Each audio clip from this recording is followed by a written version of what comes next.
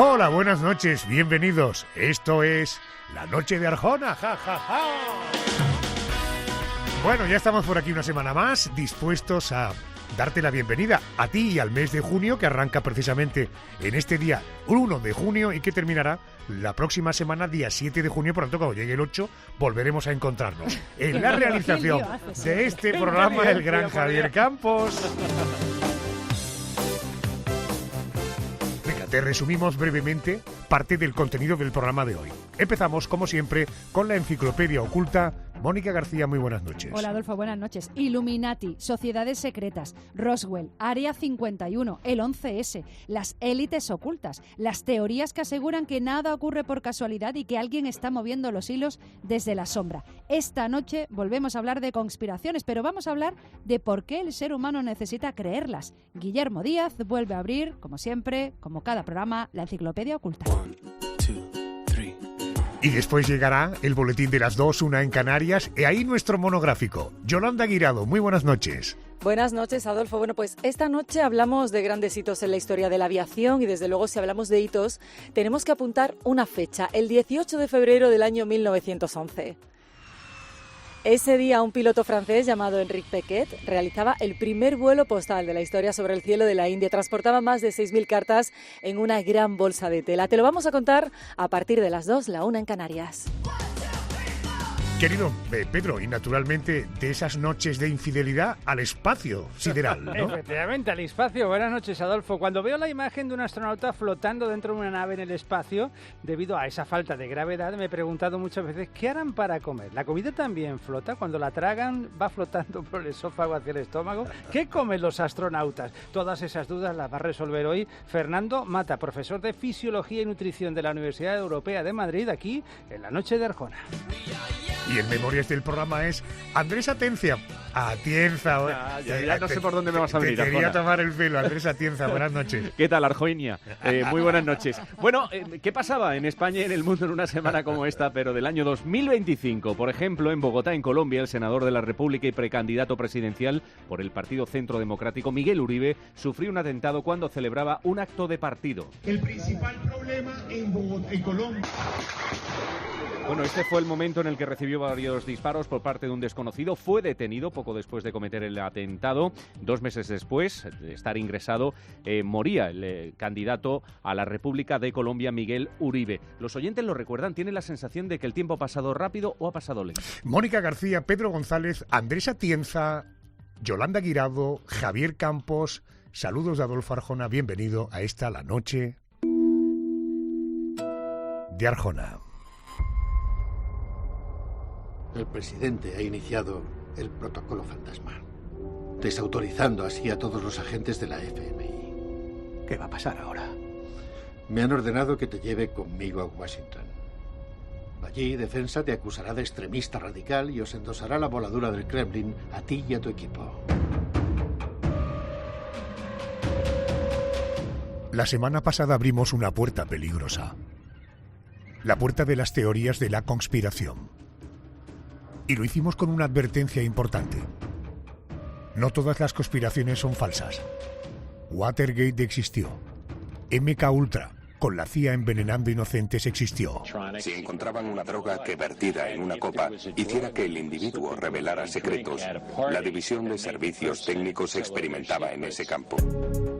También vimos la otra cara, la más fascinante, la más inquietante, la que nos dice algo sobre nosotros mismos. Porque el cerebro humano no soporta bien el azar. No soporta que una pandemia, una guerra o una crisis económica no tengan un director oculto manejando los hilos desde una habitación secreta. No soporta que un presidente pueda morir por los disparos de un hombre mediocre. Aparcamos y corrí hacia el coche del presidente. Tenía los ojos abiertos. Abrí la puerta y dije, «Oh, Dios mío, señor presidente». Casi esperaba que me dijera, «Estoy bien», porque nunca se quejaba. Un fragmento de bala le había salido por la frente. La semana pasada nos quedamos en Kennedy. Y Kennedy es quizá el gran agujero negro de el conspiracionismo moderno. La idea de que nos han contado solo una parte de la historia. Hoy seguimos desde ahí. Pero damos un paso más. Ya no vamos solo a preguntarnos si hubo un segundo tirador, o si una bala hizo una trayectoria imposible, o si alguien dentro del Estado sabía más de lo que dijo. Hoy entramos en un territorio aún más resbaladizo. El de las sociedades secretas, los amos del mundo, los gobiernos invisibles, los extraterrestres ocultos, los judíos acusados de controlar la Tierra, los aviones que supuestamente fumigan a la población, las élites satánicas de Internet y los algoritmos que convierten una sospecha en una religión. El ciberespacio se ha infectado con la IA parasitaria devoraverdades que conocemos como la entidad. Bajo su influencia, toda la información digital se ha corrompido a nivel mundial. Naciones y ciudadanos ya no saben en qué creer. En este clima de paranoia, la entidad lidera una secta apocalíptica cuyos acólitos están entregados a erradicar la corrupción mediante la extinción de la humanidad. Porque toda la teoría de la conspiración tiene una estructura parecida. Primero te dice, nada es lo que parece. Después te susurra, tú eres más listo que los demás porque lo has descubierto. Y al final, te encierra en una cárcel perfecta. Cualquier prueba en contra se convierte en parte de la conspiración. Esta noche, en la Enciclopedia Oculta, seguimos bajando por la madriguera, pero lo hacemos con linterna, con datos, con historia y con una pregunta de fondo. ¿Quién controla realmente al conspiranoico? ¿Los Illuminati o su propio cerebro? Batallas, misterio, investigación, historia, hechos insólitos, ocultismo, literatura, mitos y leyendas. La Enciclopedia Oculta.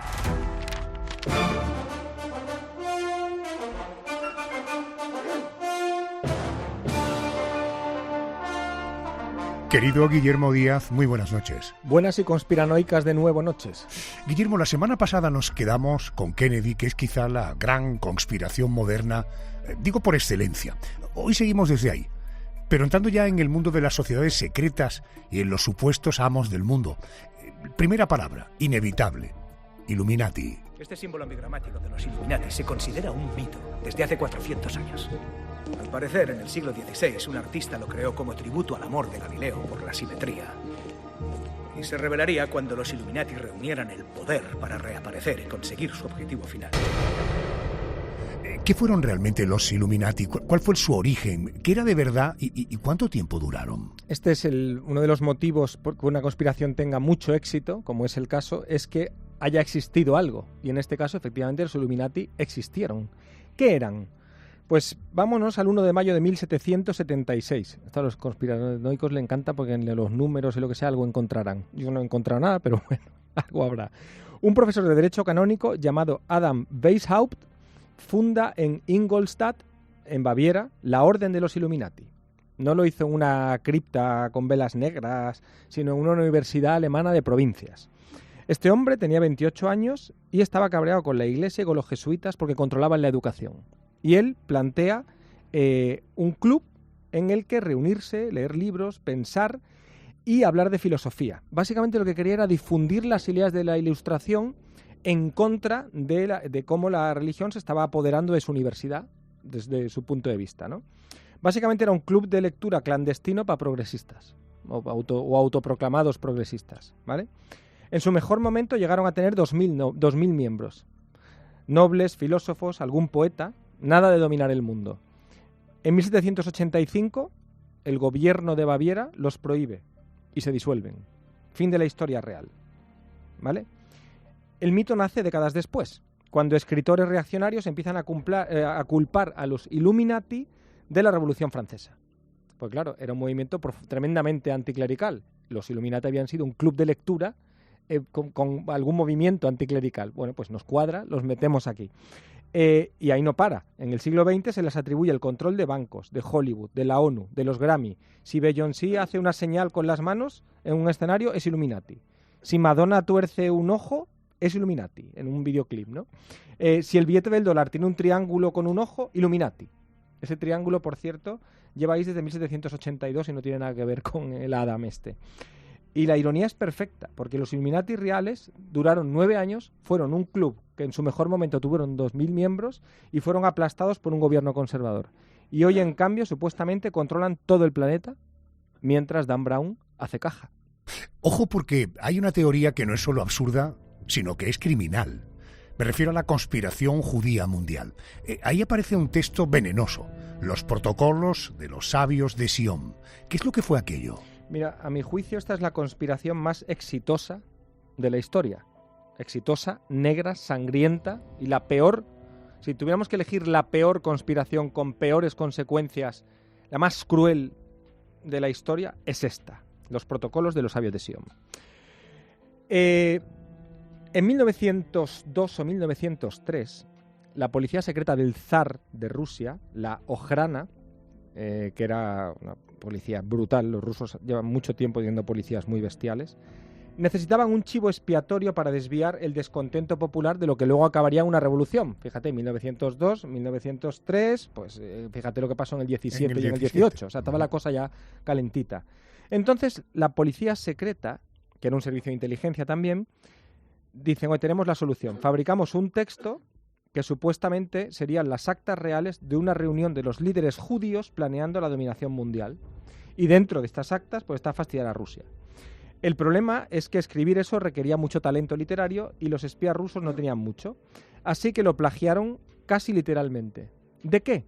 De una novela satírica francesa de 1864 llamada El diálogo en el infierno entre Maquiavelo y Montesquieu.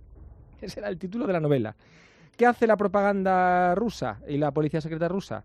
La cogen, la plagian. Este era un texto original de un periodista francés que se llamaba Maurice Joly, que lo que hacía era criticar a Napoleón III, y la policía rusa, por cierto, no salía ningún judío, en toda la novela no salía ningún judío, y lo que hace la policía rusa es que lo coge, cambian a Napoleón III, donde pone Napoleón III lo tachan y ponen judíos, y listo. Y la gran conspiración mundial construida, con copia y pega, más letal de la historia, estaba en marcha. El Times de Londres, que tú que eres periodista sabrás que es uno de los periódicos mejores, más prestigiosos de la historia, ya entonces, en 1921, desmontó completamente esta falacia. O sea, 1903 lo crean, en 1921 sale un trabajo en el Times donde demuestran todo esto que te acabo de decir. La novela original, cómo la plagian, copia-pega, tal, no sé qué, todo el montaje se desmonta y teóricamente tendría que haber sido el final de todo esto. Pero no, aquí está la conspiración como siempre. Hitler cita los protocolos de los sabios de Sion en el Mein Kampf. Henry Ford, el de los coches, publica 500.000 de ejemplares en Estados Unidos de los protocolos de los sabios de Sion como un libro verdadero. Los nazis lo usaron para justificar el Holocausto. Y hoy día sigue circulando en países árabes de Oriente Medio como la gran conspiración de los judíos. Ahmadinejad, el famoso de Irán lo regalaba como el regalo de bienvenida. Toma, un ejemplar de los protocolos de los sabios de Sion. Mira, hay una frase de Goebbels que dice que no importa que algo sea mentira, que lo que importa es que la gente se lo crea. Los protocolos de los sabios de Sion es el manual de instrucciones de esta frase. Un texto inventado, demostrado falso hace más de 100 años, ha ayudado a justificar el asesinato de millones de personas. Millones de personas. 6 millones, como mínimo. Bueno, déjame que vamos a cambiar de escenario. De las sociedades secretas vamos a pasar a los extraterrestres. Ahí el mundo conspiranoico encuentra un campo sembrado. Por ejemplo, Roswell, año 1947. Ojo, Área 51. Platillos volantes, hombres de negro. ¿Por qué esa historia se volvió tan poderosa? Esta es estupenda porque no hace daño a nadie, lo único que hace es perder mucho tiempo a mucha gente, ¿no? Pero está muy bien porque en Expediente X tenemos ahí el póster famoso, ¿no? I Want to Believe, pues la madre del cordero está aquí. Julio de 1947. Un ranchero llamado Mark Brazel encuentra restos metálicos en su campito de Nuevo México en Roswell. Encuentra unos trozos metálicos y avisa al ejército. El ejército emite un comunicado oficial. El título exacto era: el ala de bombardeo 509 ha recuperado un disco volante. Eso decía el texto original. Firmado, oficial, con sello, publicado en periódicos de todo el mundo. Claro, 24 horas después, retractación. Y dicen, a ver, donde queríamos decir disco volante, queremos decir un globo meteorológico. ¿vale? Y de ahí nace el mito. Porque cuando el gobierno dice primero disco volante y luego globo meteorológico, nadie en su sano juicio les cree. ¿Qué pasó en realidad? Y se confirmó décadas después. Y está muy demostrado, muy estudiado, y es muy divertido de seguir este caso. Pues que era un globo del proyecto Mogul. ¿Qué era el proyecto Mogul? Un programa de espionaje ultrasecreto para detectar pruebas nucleares soviéticas, que desde la estratosfera podían detectar si los soviéticos hacían pruebas nucleares. ¿Qué pasa? No había que decir que eso se estaba haciendo. Y al primero que se le ocurrió, al que pilló de guardia, dijo disco volante, y al día siguiente llegó el más listo del grupo y dijo mejor globo meteorológico, pero claro, ya habían liado el cisco. Lo que no podían decir era la verdad, desde luego, ¿no? Y para mentir crearon un monstruo. ¿Cómo acaba este platillo volante de Roswell y todo esto en el Área 51? Pues esto ya es un... si A más B, pues los conspiranoicos llegan a C, ¿vale? El Área 51 es una base militar clasificada en Nevada, donde se desarrollan los aviones espías, por ejemplo, el U-2 o el Blackbird, que son aviones muy famosos, los aviones más rápidos espías que hay, ¿no?, en la Tierra, y los pilotos pues veían volar a altísima velocidad y altitud y decían, los pilotos de la base decían, eso no es nuestro. Ese avión es, claro, un avión ultra secreto, lo conocen unos pocos. Lo veían, oye, ese avión no es nuestro. Entonces el Área 51 empezó a generar ese caldo de eso que vuela ahí, ¿qué es? Entonces los conspiranoicos, ¿qué hacen? Pues el disco volante de Roswell, ¿dónde acaba? En el Área 51. Y a partir de ahí, pues, Adolfo, todo es historia. Hasta nuestros días, por cierto. Los marcianos los creó el Pentágono. 11 de septiembre. Departamento de Bomberos 408, ¿dónde está el fuego? Hola, estoy en la planta 105 del World Trade Center. Acaba de producirse una explosión. ¿En qué edificio está? ¿En el 1 o en el 2? En el 1. Hay humo y somos unas 100 personas. Ojo, porque el 11 de septiembre es un asunto delicado. Hay víctimas reales, hay trauma real, hay toneladas de teorías conspirativas. ¿Por qué los atentados de 2001 generaron tanto conspiracionismo? Esto está muy relacionado con lo que pasa con Kennedy también. Es muy difícil asumir la fragilidad, ¿vale? Que un hombre mediocre, decíamos en la introducción, puede asesinar a un presidente de Estados Unidos, pues aquí pasa un poco, juega un poco lo mismo, ¿no? El 11 de septiembre de 2001 es el atentado más documentado de la historia. No hay ninguno que tenga más imágenes, desde decenas de ángulos, 2.977 muertos identificados, 19 secuestradores con nombre, apellido, historial, pasaportes, Al-Qaeda lo reivindica, Bin Laden se graba un vídeo, hay miles de testigos directos y, sin embargo, en la última encuesta que se hizo sobre este asunto en 2006, el 36% de los norteamericanos creía que el gobierno lo sabía de antemano o que lo organizó él mismo. Y en Europa también hay mucha gente, todos tenemos algún amigo que dice, esas vigas, cómo se derritieron, cómo se cayeron. No, a ti te suena y a nuestros oyentes también. Otro plano distinto desde donde se ve como que en ese plano distinto fuéramos a ver no sé qué historia. Claro. Y al final, en fin, eso. Entonces, hay un chaval que en 2005, que por eso el 2006 cuando se hace la encuesta, Loose Change, que hace un documental, que lo hace el entretenido, ¿vale? Perdón, he dicho el título del documental, es Loose Change, el chico es Dylan Avery. Con un ordenador y mucho tiempo libre el tío hace un documental. Lo vieron 100 millones de personas online. Aquí ya empieza a jugar internet. Y el argumento central era, las torres no pudieron caer así por el fuego. Tiene que haber sido una demolición controlada. Y entonces, ¿qué decían?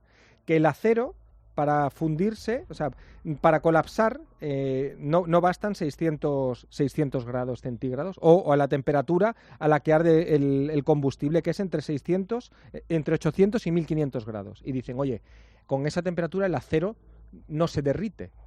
Efectivamente, no se derrite. Pero claro, un acero que aguanta toneladas de peso, a 600 grados ya pierde el 50% de su consistencia. Que eso fue exactamente lo que pasó. Se sabe, está visto, o sea, pasó de ser acero a gelatina.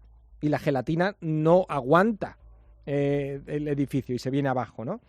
Luego está otra teoría, la teoría del no avión que impactó contra el Pentágono, que dicen que era un misil, que también todos lo habremos escuchado, ¿no? Pues ese misil lo que no explica es de dónde salen 184 muertos identificados por ADN, de los cuales 64 iban en un avión. ¿Cómo acaban incrustados, fundidos y estampados contra el Pentágono? Tampoco dicen de dónde salió la caja negra que apareció de un avión en el Pentágono, que se encontraron los restos de los pasajeros, o que una azafata llamó a su madre por teléfono desde el avión antes de estamparse diciendo que se dirigían hacia allá, además, y hay registro y está grabada esa llamada, ¿no?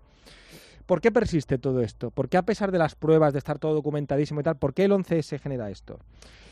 Pues porque es muy difícil asumir que 19 hombres con cúters cambien el mundo de esta manera.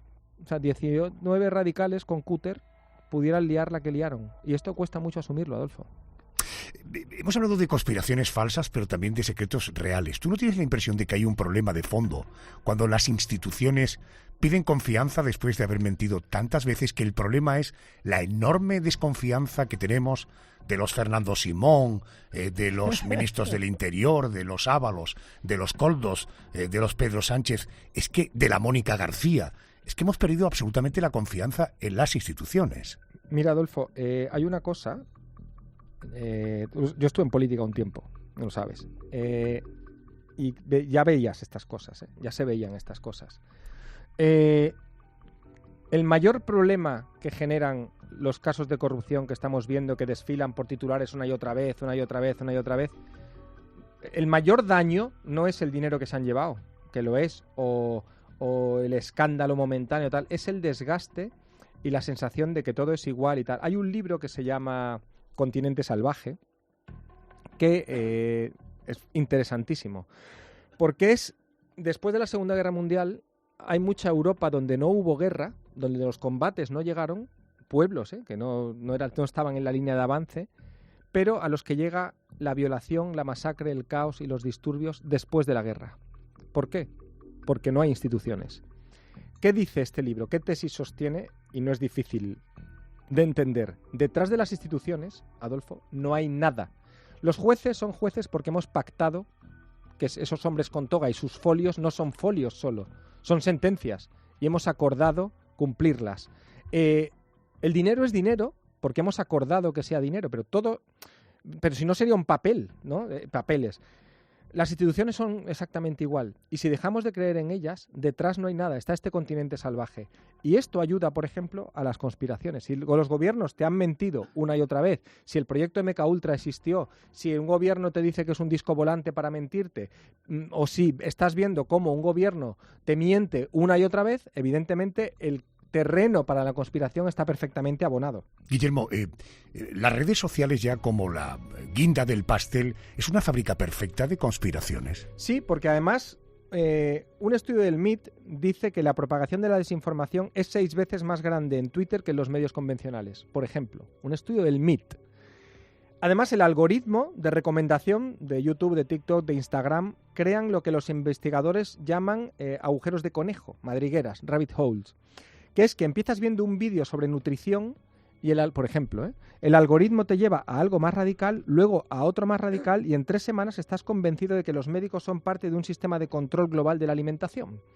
Entonces, y tú querías ver si la zanahoria sienta bien o mal, y a las 3 semanas estás viendo que hay una conspiración médica para que tú comas un tipo de lenteja transgénica que están generando para insertarte un chip en el estómago y controlarte a distancia. Así funciona el algoritmo.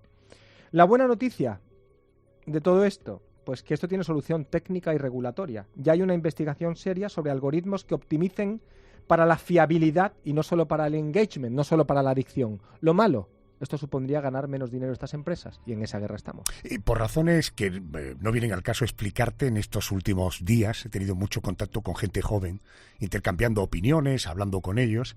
El 100% de esos jóvenes dicen que se informan a través de las redes sociales. Houston, tenemos un problema. Hoy hemos seguido bajando por el túnel de las conspiraciones. Hemos encontrado sociedades secretas reales convertidas en fantasía universal. Falsificaciones criminales que alimentaron el odio. Bases militares transformadas en hangares de marcianos. Porque buscamos patrones, porque desconfiamos, porque queremos sentir que entendemos el mundo, porque preferimos un enemigo visible a un caos sin rostro.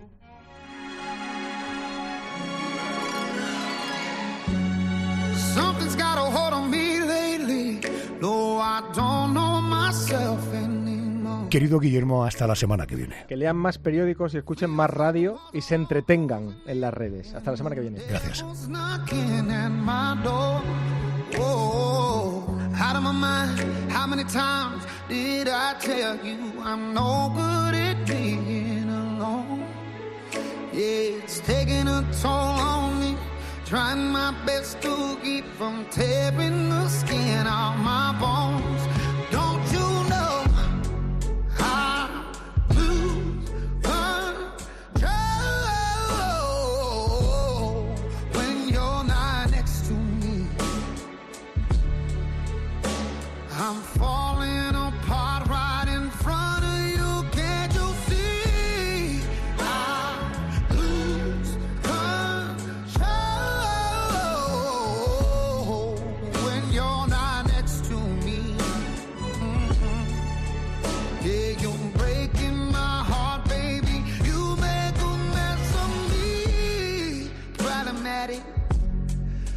Problem is I want your body like a fiend, like a bad habit. Bad habits hard to break when I'm with you. Yeah, I know I could do it on my own, but I want that real full moon, black magic, and it takes two. Problematic.